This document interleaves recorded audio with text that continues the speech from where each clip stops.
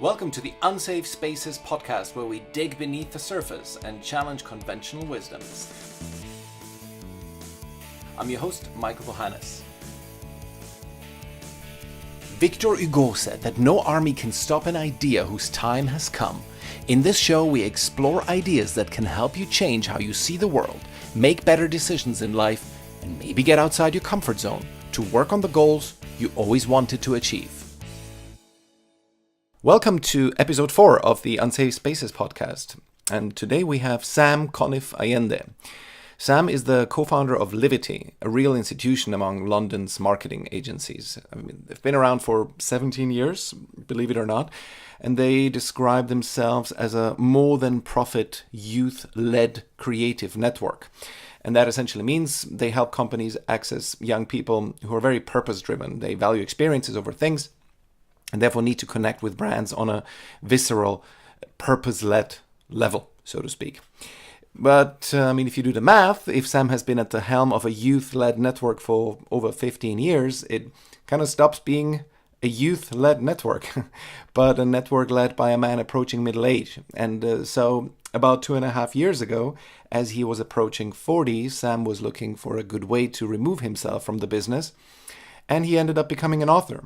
And he wrote a really good debut book about the similarities of 18th century pirates and today's entrepreneurs and rule breakers. It's called Be More Pirate: How to Take on the World and Win.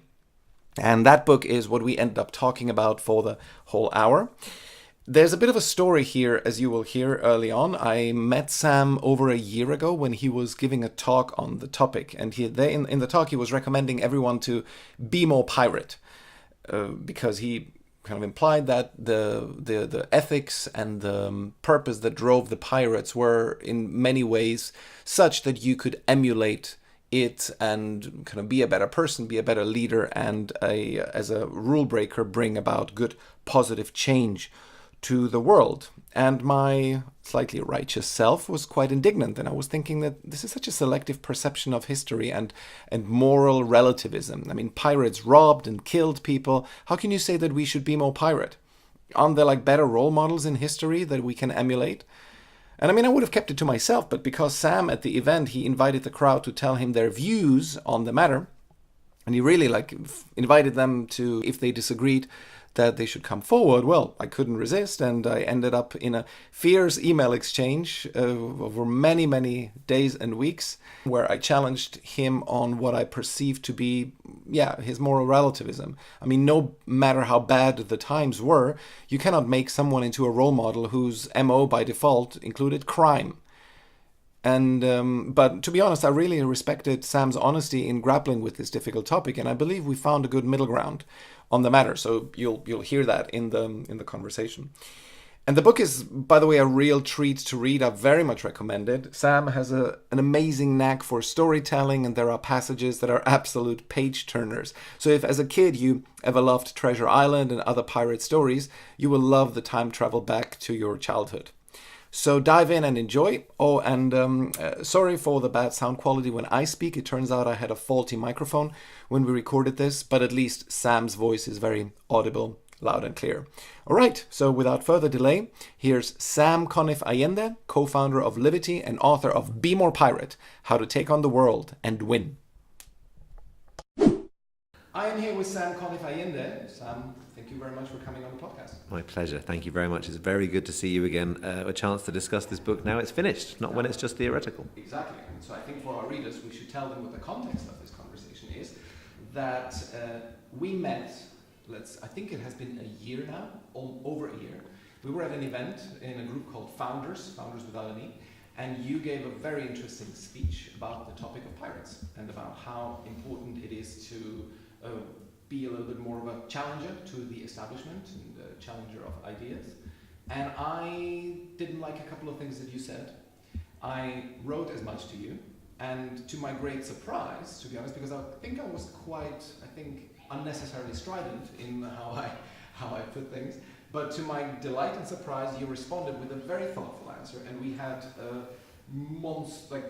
giant email chain about my challenges to your thesis of the book, which you were then in process in writing. Can you I give was some colour to this? talking throughout that year because I am not an author. I mean, I'm now technically an author, but I certainly didn't at the time think I was an author, and I still haven't caught up with the fact that I've become an author. So, the imposter syndrome that certainly startup and founders will all be very familiar with. So to try and work it out and the content to the book, I was doing as many talks as possible. So Founders, with no E, is a really interesting community to go and have that conversation with, because it's very much my peers, very much people who've got experience of starting, restarting, failing, a really honest group of individuals. And my small interaction with them had shown me that it was a very supportive group. But I find it like a proxy friendship group, because your friends get bored of you talking about your whole startup endeavor and plan pretty quickly. That's a good point. It's kind of interesting to a while. So this is like the group of friends who you get to talk about the thing that you're really interested in when everyone else is tired of you. The good thing is it's also quite big, so you can always easily find pockets of people who have not yet gone deep. Heard your shit, yes. Yeah, exactly.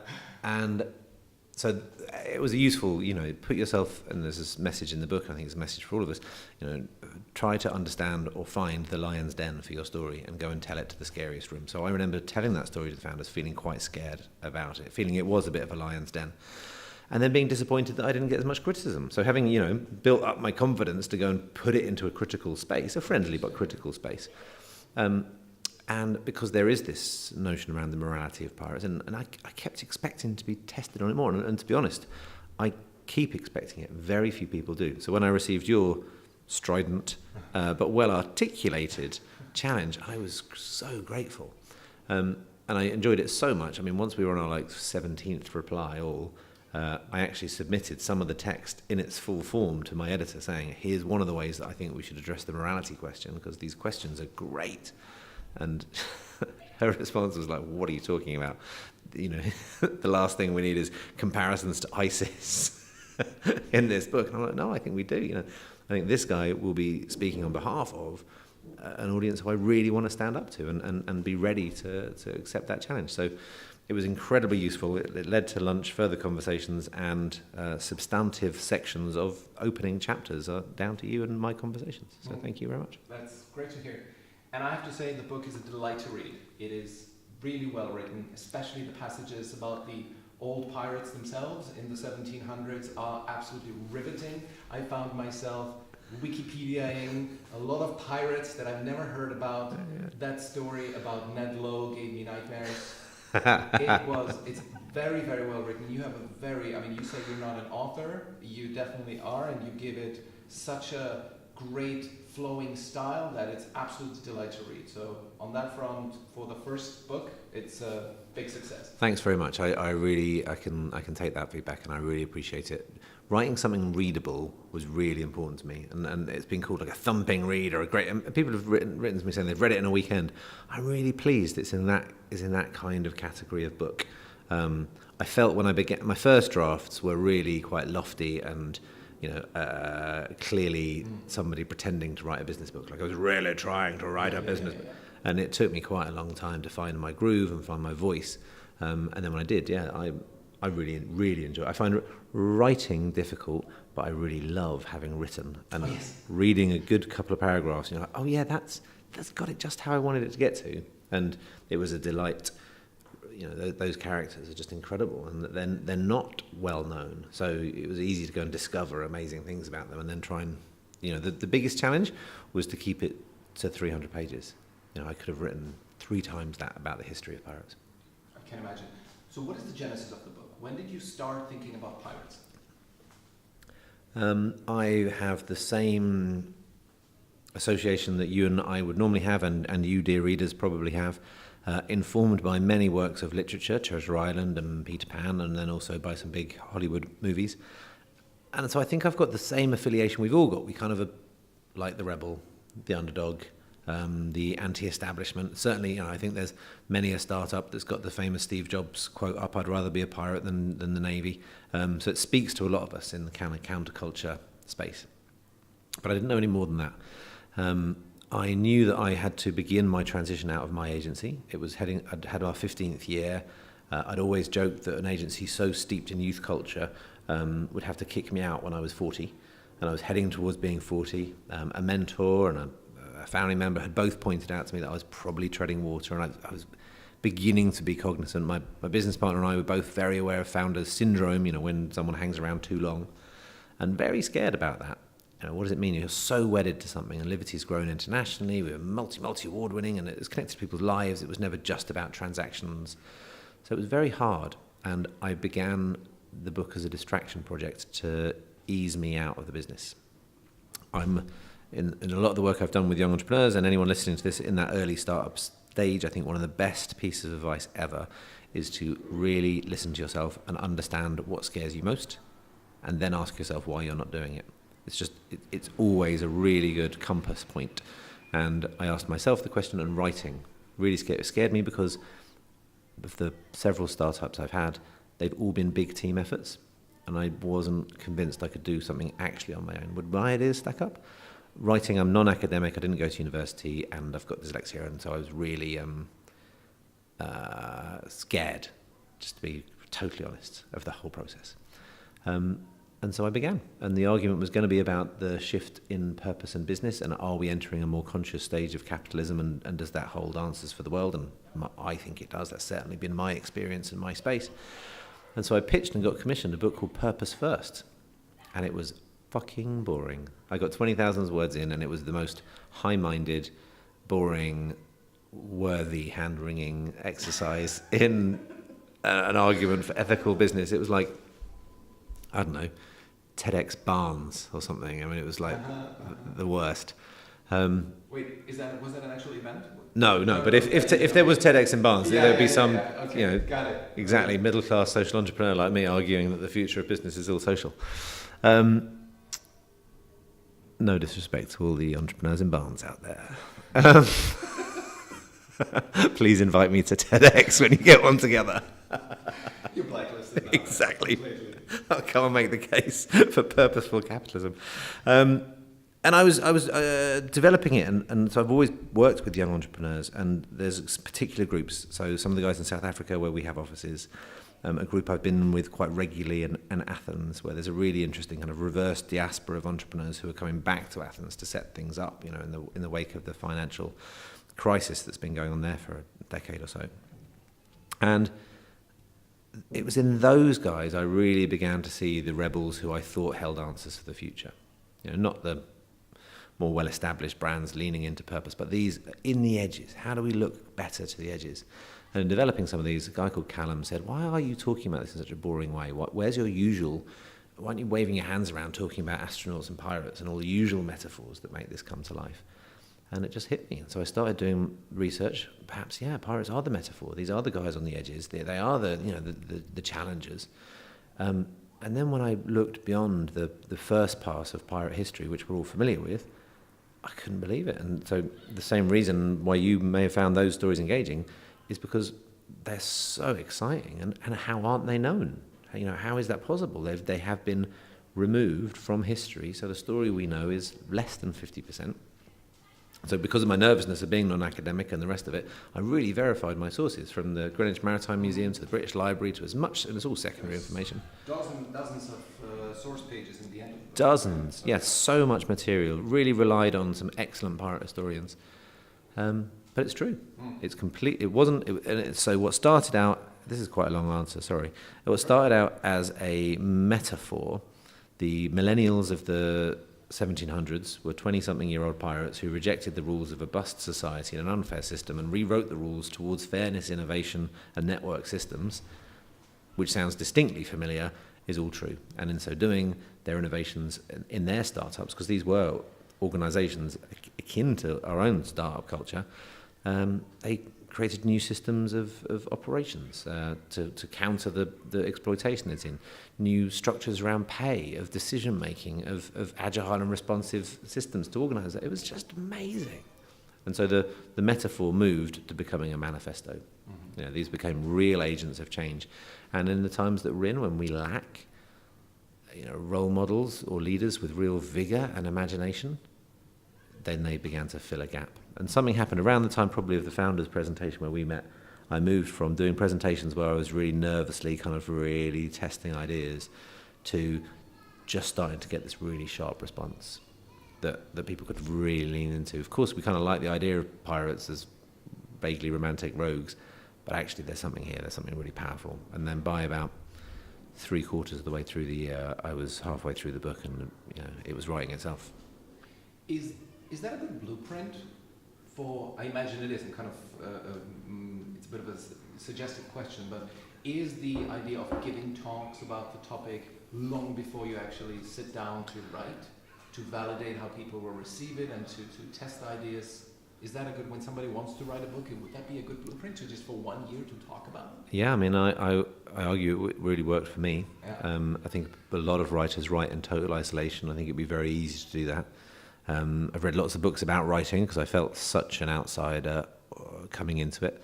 And there's kind of two schools of thought. One is you have to really know who you're writing for and then like visualize them and write for that group or that person. And the other school of thought is fuck all that, write for yourself, and write something that you're proud of, and sod the rest. And Did you take the second route? no, I both of these felt kind of naive to my way of working, and maybe again it's the startup thing. Who would ever bring a product to market without speaking to audiences? Like, that's just crazy. Just because you think it's really smart, we know that's exactly where things go wrong. Right? Absolutely. We've both been there. From my own experience. Yeah, exactly. We've both been there. Yeah. I did this focus group 6 months ago, and they said it. They loved it. Yeah. So I think it was just innate and in me. And Yeah. I think a lot of the journey of the book is what happens when an entrepreneur becomes an author. In fact, the chief exec of Penguin asked me in to do a talk to his leadership team after a chat we had, saying, because my insights as an entrepreneur coming into the publishing space just provided a different perspective. So I came into it thinking about it from a product development point of view. I came into it thinking about marketing before the book was even finished, and that's not normal. And I very much thought about it from an insights and data point of view. How do we capture this and understand it? So I think there's a lot to be said for an interesting kind of skills transition between one and the other. And I've now offered to Penguin for authors that are interested coming into it to give them some guidance, because there's a lot you could be doing and thinking about from an entrepreneurial point of view all the way through development. Yes, it's a book is an idea product. It's you're selling an idea, and that does only because it's an idea and it's an immaterial thing. It does not mean that it should not go through the exact same vetting process that you need to do for any other startup to reach product market fit. Yep, and that's my line would be to anybody entering the same kind of space is that think of a book as a business. And I don't think that would work for some incredible fiction authors who are just out there on another level telling stories. But for somebody in a non-fiction space who understands they're going to be part of the journey from end to end, if you think about it right through from P&L to comms to audience understanding and development, a book is a business in its own mini right. If you are a poet that has really been kissed by the muses, then probably this not. As Shakespeare, you should not be thinking like this. But of course, everybody else is probably 99.9% of all the writers out there should probably think of it like that. Yeah, exactly. I think that is the distinction. Yeah. Great. So one of the best statements. I like this twist on Churchill here. Rarely has such a lasting positive impact been created by so few. So that is a direct quote from the book. Yes. Can you give us a concise rundown of what is the lasting positive impact that pirates have brought about? Sure. So to put this into context for the listener, I would like to argue, and you might have some skepticism when I say this, that pirates are working class heroes and social revolutionaries who should belong on the same spectrum as either the suffragettes or the civil rights movement. Pause for your eyebrows to raise.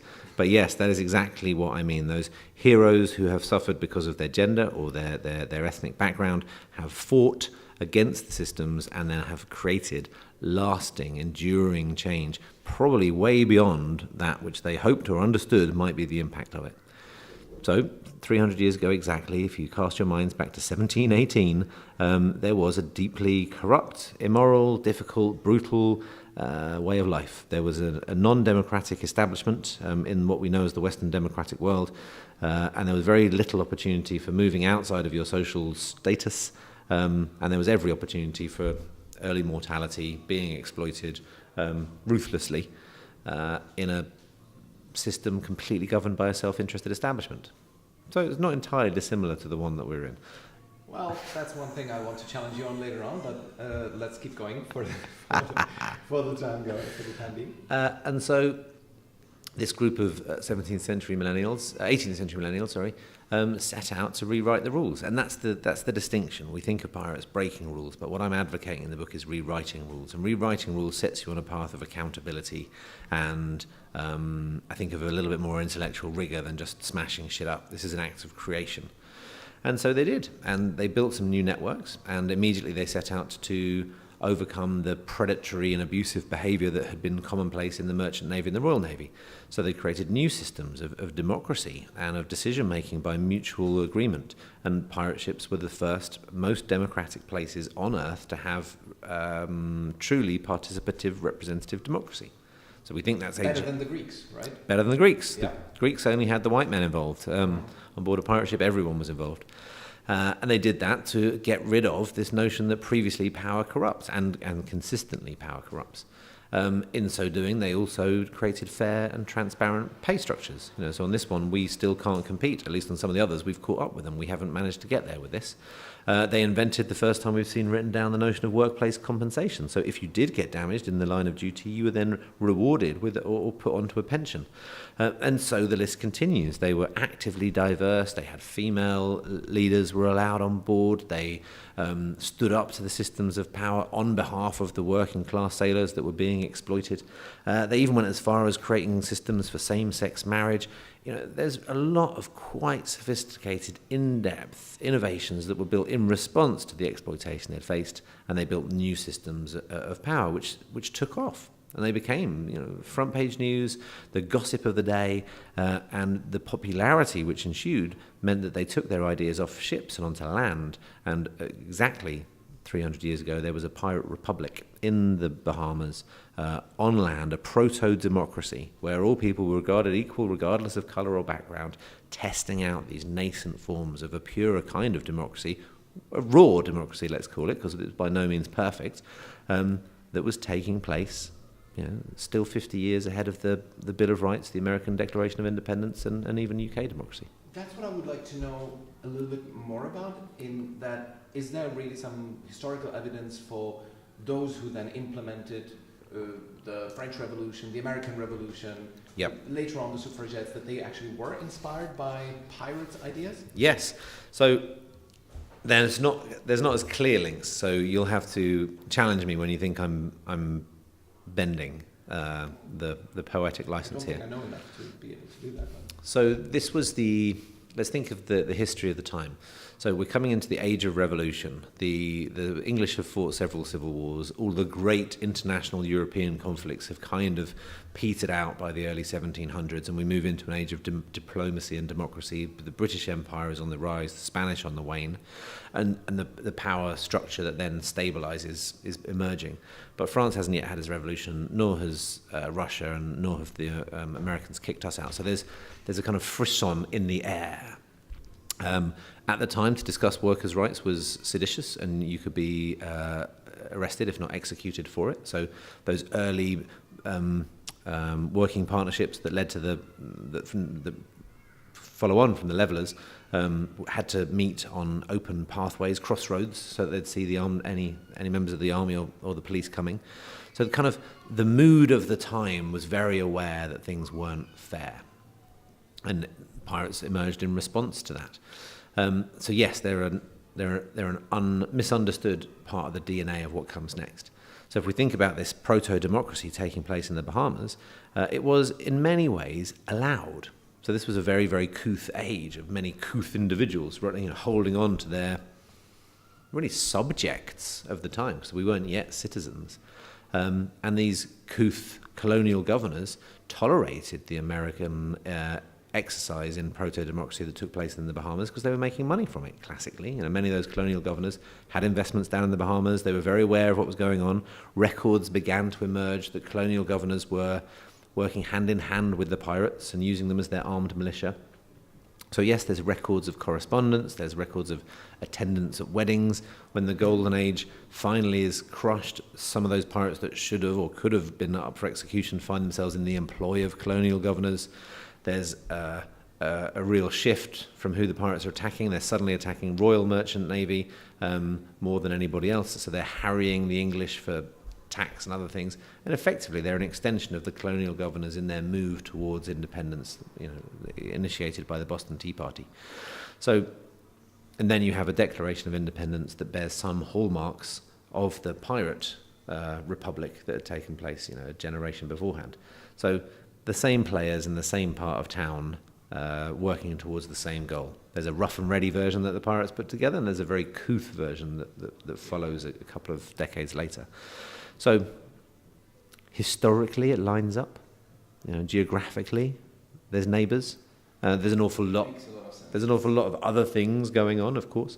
And then back home, you've got this this time where women were not only regarded as less intelligent but less capable.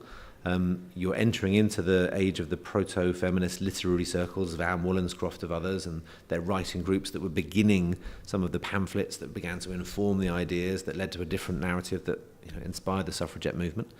At that time, you're distinctly short on female role models, right? But then you've run into someone like Anne Bonny, who is an incredible story, who stood up to power, an Irish woman who rises to the highest levels of pirate fame. And for sure, her songs were being sung by the illiterate masses, and her stories were appearing in the penny dreadfuls, and she was out there in a man's world with equal power and status.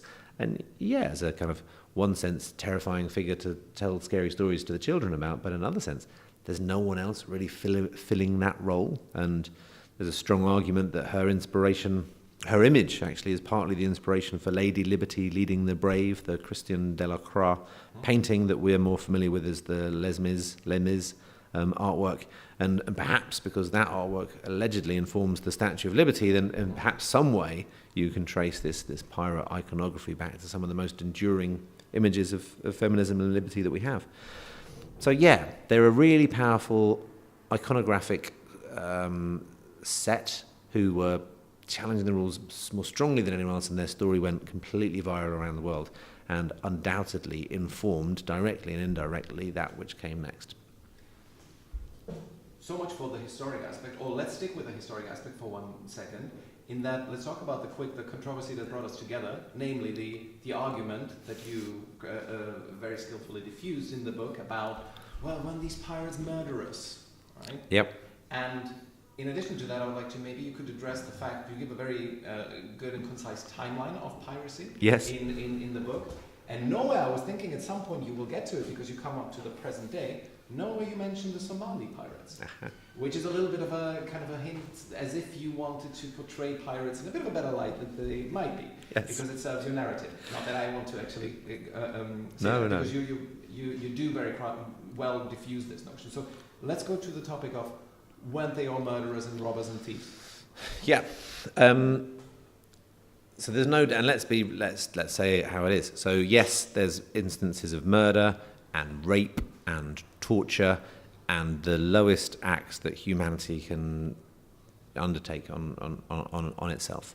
No question whatsoever. And I'm not going to hide or shy away from that. There are terrible stories of pirates, and that's not what the book is about. So let's discuss those, bring them into the open. And that's not the Be More pirate that I'm talking about. Those are the stories that were kind of understood. We know that happened. Yet somehow it is still interesting that even though we know that, pirates are so acceptable. Like, they are a very popular theme for a 5-year-old's children party. There's a very popular TV show on a Saturday morning called Swashbuckle. From 3 years old, my daughter knew all the words. So there is this romantic place which they have in our hearts. So even though we know the bad side of them, we're still kind of in love with them. But we'll push past that. The bit that we don't know, the bit that we need to be more like, we've already begun to attest and understand. And the reason why I think that you can navigate a pathway through this is the times themselves. And you accused me of this being moral relativism, and I ultimately think I had to accept that was partly true. So the 1700s is a tough and brutal time. Public execution is public entertainment. If you'd been in the Royal Navy or the Merchant Navy, you were very used to physical abuse, non-payment, possibly being drugged to be aboard. It was the Dutch Navy who invented the notion of keel hauling, where you run a rope around a boat and then drag a live human underneath the boat, cut to pieces by the bottom of the boat, and then dragged up and then over the deck and then back into salt water. Just like what? The East India Company, the legal extension of British government, who were setting the foundations of the colonies, really, were very much engaged in rape, subjugation, and decimation of cultures and races. So there's a fucking difficult, tough time. And this group emerge, and that's how they've been trained. That's the world that they've been brought up in. And they come out of really 100 years of over 20 different wars that took place, where we were always fighting with the Spanish or the Dutch or the France and stealing their gold. And actually, if you weren't part of the Navy, you were doing it legitimately under what was called a letter of marque that Queen Elizabeth, who was known as the Pirate Queen, had been handing out quite liberally. So when all the wars came to an end, and you and your forefathers had all been engaged in exactly the same thing, and when you looked around and saw child labour and tyranny, and you set out to sea and said, well, this is the way that we do things, but we can probably do it better. And so they wrote down systems of fairness, and they agreed that they'd pay one another equally, and they implemented a pensionable scheme. Actually, amongst this rank morality, they kind of rise above it. And that's the part of the story we don't know. And I think we'd be unwise to miss out on this just because of the part that we do know is often so difficult. And then within that, you have to segment the pirates. I talk about it in the book, but John Ronson's psychopath test unpicks that 1 in 100 people are mean, bad, and mad. And actually, within startups and founders, it's a much higher percentage of CEOs are psychos. And my thought is that exists within the pirate community. Same thing. The vast majority of pirates were actually, by and large, professionals. And of course, amongst the captains, you had some out-and-out psychos. And it's their stories and their legends that the pirates then played on, because this is the final part of the argument, that they used so effectively the brand and the power of the fear of piracy that actually it created a story that was so exaggerated to the point of not really being that connected to reality. And there are several pirate historians who will argue that the pirates were so effective at using their brand, from setting light to their own beards to the kind of iconography that they would use in their flags, to make sure that everyone was so terrified of them that it just enhanced their profit model. They had no recourse to repair, they had no resources to get the next best ship, so there was no incentive whatsoever for them to engage in a fight at all, actually. And when you consider they've got this compensation scheme, they're really actually motivated to avoid fights at all costs. So far better profit scenario if somebody surrenders, in response to your commitment to fancy dress and a scary flag and some well-told tall tales. So it's really interesting from both a business and a brand point of view. These early architects of branding culture and kind of the creation of viral content memes that went around the world. Exactly. That's what they were. Ensured that they had a better profit scenario through a better ratio of surrender. You also make the point that it slightly relativizes their misdeeds by saying they were stealing from the thieves anyway. This is also a good point, yeah. Right. So that probably makes them also probably less vile. Although then I also thought that the counterpoint to this would be probably most likely those who they stole from were not directly the government, but were like private merchants who were operating under the tutelage of the government and were probably paying the government as in like a form of license fees or something like that. So they did probably damage people who, yes, were benefiting from the theft. Yep.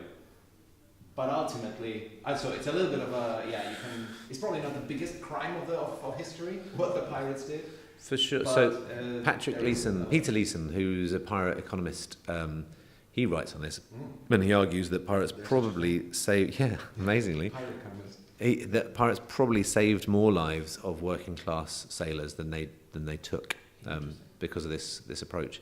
And so, after these 100-year wars coming to an end, which then meant the profitable letters of marque, whereby you were awarded a letter from the Queen which says, go rob and steal, and as long as you give me a percentage, then you're acting as my militia. So there was a well-tried and tested income model. And then there's the discovery of gold in the New World, which obviously wasn't a new world at all, but conveniently the Spanish determined it a new world so that they could go and raid it and mercilessly decimate a population who'd been, existing with quite a successful culture for some thousand years. And that promise of wealth, and there was so much gold being industrially stolen that the Spanish had, that's why the pieces of eight were invented. So pieces of eight were just because it made it easier to ship it and steal it home, and these specially built treasure-stealing galleons. So that promise was one of the things that inspired the pirates, and invariably they ended up stealing more silk and sugar and spices and other things. But the lure was this new wealth being discovered in a new world, which was being industrially stolen to fuel an empire and everything that comes with the Spanish Empire, which has a number of moral questions about it as well. So where in the tradition of piracy would you then put the likes of Somali pirates, for example, modern pirates that still exist? Not only Somali, but also in, I think, the Strait of Malacca. Yep. There's still pirates around. Are these just right now just simple criminals, or would you say? So the definition of, I think the definition of pirates is theft at sea, and I'm not passing comment on Somali pirates. From my research, I understand that it's a very long-term tragic output of a civil war that's not left much infrastructure and a group of villagers, and sometimes it seems at the mercy of bigger criminal organisations, and sometimes to feed their own families, are engaging in theft at sea in relatively small journeys out from their land-based activities into local waters and then returning back to land. So, yeah, it's a criminal activity, it's a form of theft, and they're using boats to raid other boats nearby. It couldn't be more different from societies that have been built on sea and a counter to the societies that they're rebelling against. So I really haven't looked at them, and I name all the different types of modern pirates, and I name other historic pirates, because you could look at Vikings or Corsairs or the Barbary pirates or the Chinese. Chinese pirates are really worth looking at. 100 years before the Golden Age pirates, Madame Shin leads 40,000 pirates, the biggest pirate army ever, run by this woman who'd escaped a brothel when she was 13. So there's tons of interesting stories. I am very much focused on this 35-year period for two reasons. One, because it seems that the documentation of it does not contain all the truth, and in that truth there's some useful lessons for now. And secondly, because it speaks to the community that I want to serve, the younger generation, who are the broadest notion of startup, the hustlers, the entrepreneurs, the side hustle generation. Within that group, I think we are historically linked to the Golden Age pirates. A group of 20 and 30 somethings setting out to right some wrongs, to get something for yourself and do so in a very different way. And it's those similarities between the two. So I am dead center on this 35-year period. Let's get into these similarities that you draw between the likes of, obviously, the pirates on the one side and people like Elon Musk, Malala, and so on the other side, and more kind of, let's say, more humdrum entrepreneurs than those.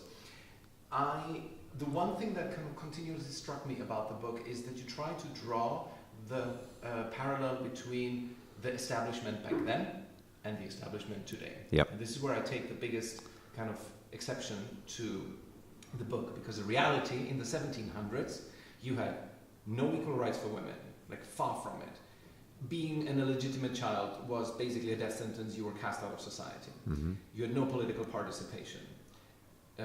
Once you were born into poverty, you were very likely to stay in poverty. Contrast this with 2018, where you have, at least in the West, equal rights to women. Being illegitimate is not an issue whatsoever. Yep. There is full political participation for anyone, irrespectively of their race, gender, whatever you may have. And we also have one of the greatest degrees of social mobility. Like, as unpopular as it sounds, recently the study came out where, I think it was by the Financial Times, where at least some 80 or 90% of millionaires in the UK were self-made. I.e., they did not rely on daddy's money. Yep. So we have a huge amount of social mobility. I know it's not, this fact is not well known. So anyway, my point is, the one thing that I'm saying is the pirates were much more legit in kind of rebelling against the status quo and taking a violent stance against it. Yep. I would say we live in a far more benign time, and so drawing that parallel is a little bit of a strained comparison. Okay. Good. I think that is complacent to the point of dangerous. So, yes, of course, in 300 years there's been some progress, and one would hope so. Is it enough? And do we say, okay, there's more equality and there is political participation, so great? I don't think so. I think we have to rise to the level of challenges that we have. We have a near suicidal commitment to a consumerist model that is so wedded between business and politics that there doesn't seem to be any kind of escape from it. In a planet 60% over its biosphere capacity in terms of natural resources, and yet completely, seemingly unable to remove ourselves away from this relentless consumer mindset and an inability to enter into what even consideration of a kind of degrowth economy, the argument being economic growth is good. It adds to social mobility and it pulls people out of poverty. We're locked into a narrative which has huge problems for us. So yes, in the 1700s, it was commonplace to see children at work and various things that from a rights point of view we've moved on from. But actually we still have an overarching structure that is wedded to, in some instances, leads to political instability, poverty, and environmental degradation. Or you can come back to the corruption. I'd say in the book we have a self-interested establishment in the UK. I think it's nearly 70%, 67, 68% of sitting MPs on the ruling party are landlords. And at the same time, we have a crisis in housing. Not only do we have not enough housing, but we have unaffordable rents and a house pricing which locks out an entire generation able to buy into it. So it's not perhaps corruption on the same scale that you'd have seen in the 1700s, but there's no way that seems acceptable or fair. It's far more nuanced. But so to me, it seems again and again there are similarities. A self-interested establishment. Yes, a democracy, but a 4-yearly cycle which doesn't really offer the level of power or control to the generation that we're promising it to. And ultimately, beyond that, a system of interconnected interests which serves so few and cost so many. So they're nuanced and they've evolved and they're changed, but in a big picture sense, there seems to me to be an awful lot to rebel against, which if it doesn't change, is directed towards pretty terrifying and in some cases death-defying outcomes for many people. I feel that one of the recurring themes that I see in startup culture in the broadest sense being perpetuated is that I think a certain level of, I'm sorry if I sound like an old codger now, but ingratitude is that, namely from this point of view, that the level of wealth that we have now on an individual level, on an average level, even on a median level, when you look at how comfortably you can live, the life expectancy that you have is now better than ever before. We have, in the last 20 years, 1 billion people lifted out of poverty, out of extreme poverty. There's less than 10% of the global population lives now in something that we would call abject poverty. This is the lowest percentage it has ever been in the history of mankind. Back in the 1900s, back in the late 19th century, it was probably more like 80%. People lived on basically nothing. So I feel that the discussion, and maybe this is where I'm a little bit more culturally conservative, is that our system is pretty darn good when you look at everything that has come before, historically. And this is no reason to be complacent and to say we cannot improve things. That's why, for example, new companies who come along who unlock potential like Airbnb, who give you the possibility to just earn money for 15 hours a week if you wish so, like Yep. Uber, for example. Wonderful, great, although it of course has its own problems coming with it. All I'm saying is that don't you miss a little bit of this perspective if you draw this comparison between the 1700s? And the perspective is, we live on average really, really well. Better than ever before in history of mankind. Mm-hmm. Not an argument to you? I don't buy it. I mean, there's a lot of people who were sat around in the 1700s who could say we live really, really well and we don't want anyone to mess with the status quo. I think. But what would you point to? Because in 1700, I could have gone to you and point to you and say 80% of children don't reach the age of 5. Right? That is not acceptable. Which statistics would you now point to? Or, for example, I would say child labor. Children cannot go to school, and so on. Which statistic would you now point to that would be similarly outrageous or similarly worth fixing? 40% of children in the UK deem they have no purpose in life. New statistic by the Prince's Youth Business Trust about 4 weeks ago, backed up by the research in Manchester that the Mayor of Manchester, Andy Burnham, released. It was about 33% a few years ago. Kids facing total purposelessness. I think it was 33% had never met anyone with a career that they'd be in any way interested in following. So, yeah, okay, so you're replacing, and they're not like for like. I'm not suggesting that mortality is the same as meaning. Of course I get it. But what happens with 40% of children, who are being left behind largely by a failing education system, a government that is connected to the interests of big business over its connection to voters? It means you end up with this paradoxical situation that you've had in the UK, but similar ones across Western democracy, where there is a massive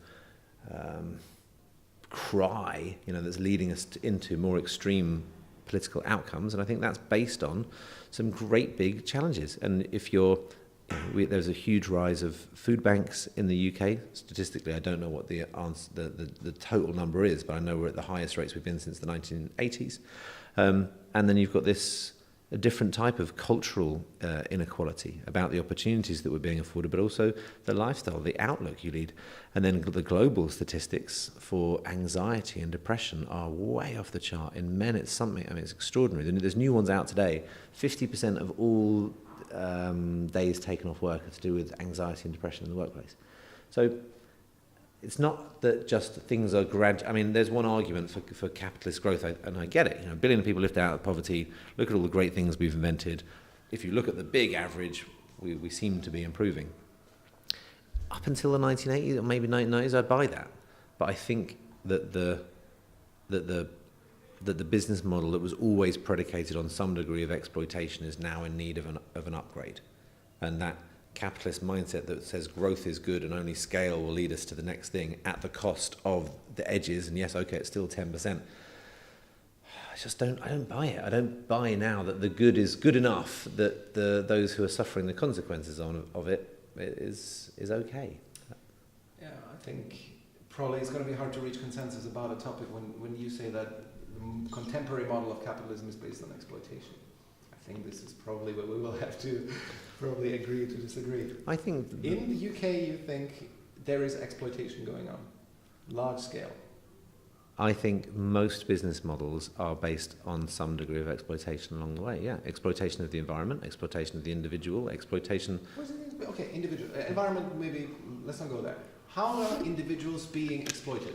Sorry, why can't we go there? With the Fine, the exploitation of natural resources, upon which businesses have built profit, is one of the great crimes. And through the latter part of the 20th century, you could claim perhaps a lack of knowledge or a lack of understanding about what the potential impact would be.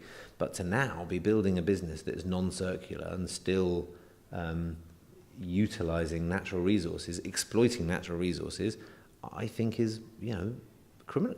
Is literally criminal. Yet we're not addressing it. Those exploitations are still fueling business and profit margins. There's more trees in the US now than there were 30 years ago. The air is cleaner than it was 30 years ago.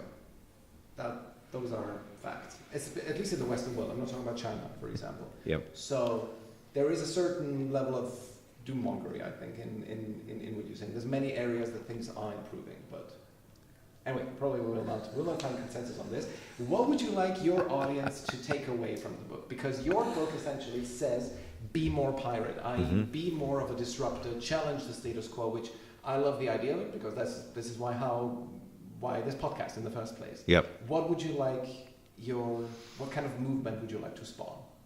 So I would encourage, firstly, a little bit of rule breaking. I think that's a very important, I think possibly even a 21st century skill. Because you need to... What surprises me about the pirates is the level of accountability amongst them. Having pushed at the thin walls of the rules that are around us to discover that they're only paper, you then find out, actually, those who wrote the rules themselves weren't too dissimilar from you, and we're over-reliant on the way we've been told things to be. And that over-reliance steals a little bit of our accountability to understand the statistics that we're arguing about or prove the change that you can be. And what happens very quickly with pirates is they move from rule breaking to rule rewriting. In fact, the definition of this is mutiny.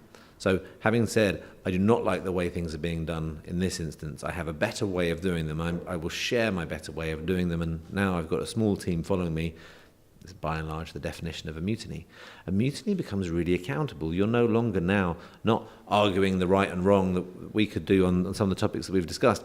You're just getting on with it. You're setting out a new course. Others are beginning to follow you, and you're only accountable now to those who are with you in your new rule. Therefore, it's down to you to make it work. And that's why over what was a very long time then, 35 years, more than an average life expectancy, consistent rules and patterns of behaviour began to get set. So this idea of workplace compensation, first seen around 1690, is still being enacted 40 years later because it was a fucking good idea, because people could really get behind it. And as you look across the pirate codes that survive of the time, the wording is almost exactly the same 40 years later, with no recourse to a wiki pirate or anywhere else you could kind of copy and paste it from. So really good, strong ideas get tested out at the edges that challenge the norms that we're experiencing and then shared. I think that's how we're going to rewrite at pace some of the new rules that I think we need. And I find it liberating when I've run it as workshops. When we discuss a rule that we follow that we really don't like anymore, and we decide we're going to break it there and then, and we write, and I see I've worked with a number of young entrepreneurs, we're going to write this rule now, and we're going to start living it. So the call to action is, yes, do break rules, but as you do, also write new ones. Yeah. Just being destructive is not good enough. Destruction is just the beginning of creation. Exactly. And I think Picasso said that, right? Exactly. There is no creation without destruction. So rewriting some rules. Take a minute to think about it. Something that you follow, a habit or some kind of convention that you follow, the one that you know to be not in your best interests, and commit to breaking it today or tomorrow, and then breaking it every single day, but replacing it with something new and sharing that journey, proving that it works. Would you say, does this have to do something, is there some level of social activism? Because this is kind of partially some part of your brand. Should this be something public, or could this also just be break more like a bad habit that I have, some more self-improvement stuff?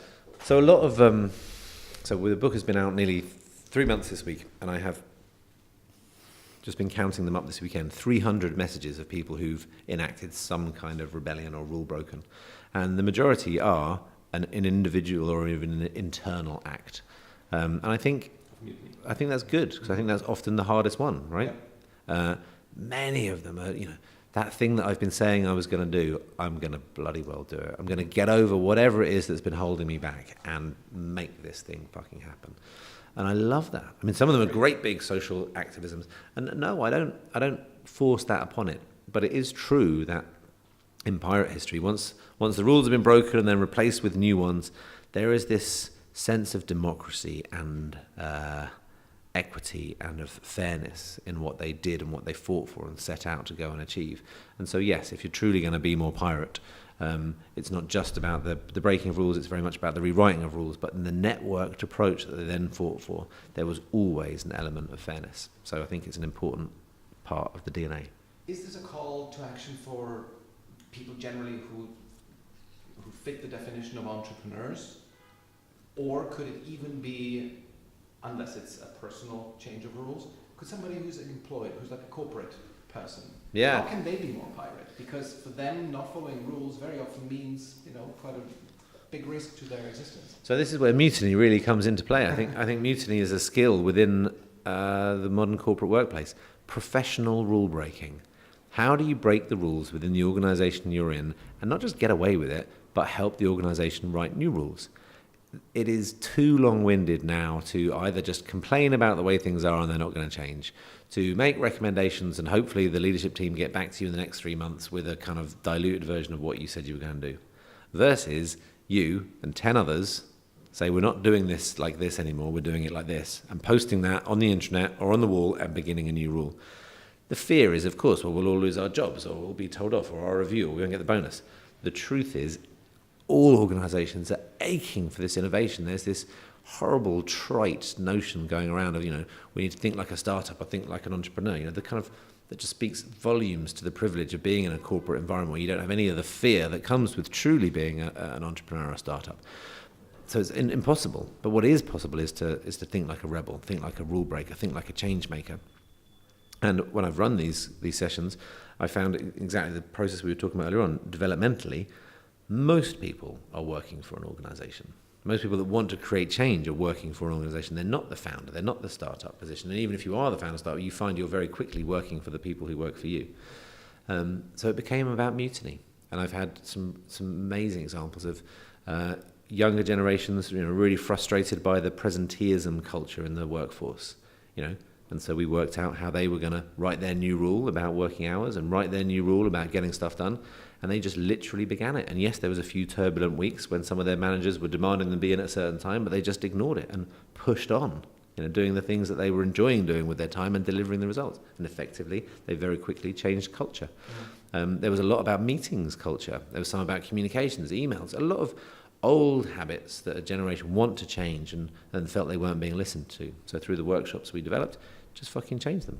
Rewrite the new rules. And there's one group of young women who felt meetings were largely older blokes turning up late, running meetings badly, talking over all the young guys and not listening. And so they wrote a new meeting manifesto, circulated it and said, any meeting not conforming to these rules, we will stand up and leave. They only had to do it once. And so the risk was there. But really, if you fire a smart young person who's suggesting a more effective and efficient way of doing something that you're a bit lazy about, then you're a total dick anyway. Absolutely.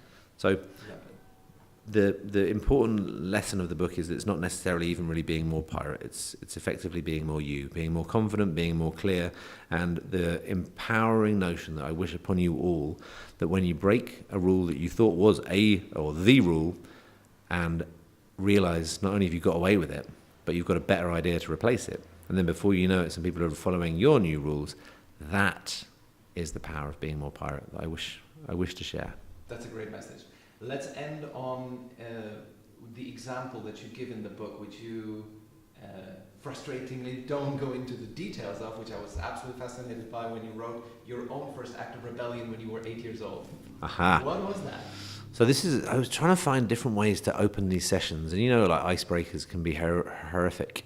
And what I'm trying to say in the book is this point of your own power. When we all have the power to create change, and something happens as we grow up and we allow more and more constructs to tell us that we can't, of course I can't make a difference in the world, of course I can't. Yet every single instance of either great organizations, great entrepreneurs, great innovation, always begins with an individual standing up to power. And we all have an example of it.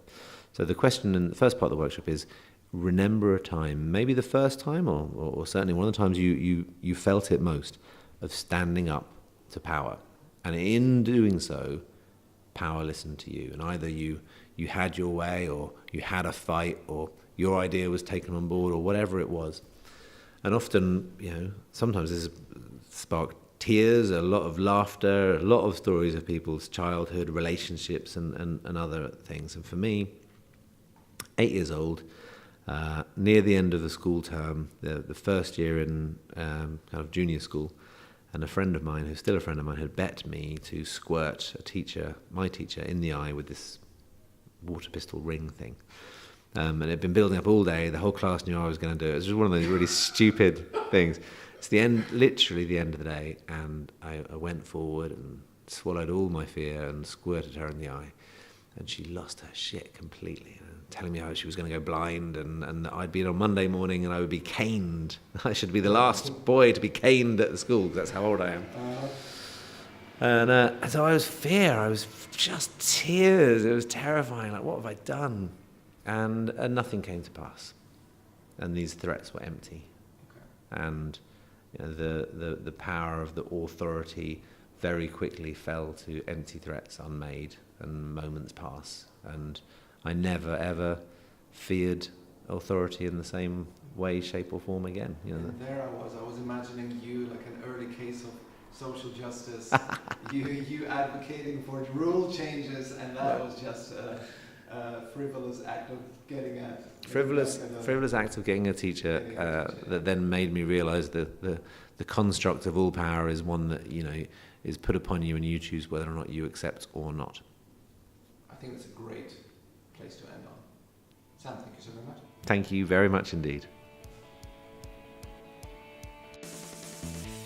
Thank you for listening, guys and gals. If you like this and want to know when new episodes come out, subscribe to the Unsafe Spaces podcast on unsafespacespodcast.com, and I see you around when the time comes to again dig beneath the surface and challenge conventional wisdoms.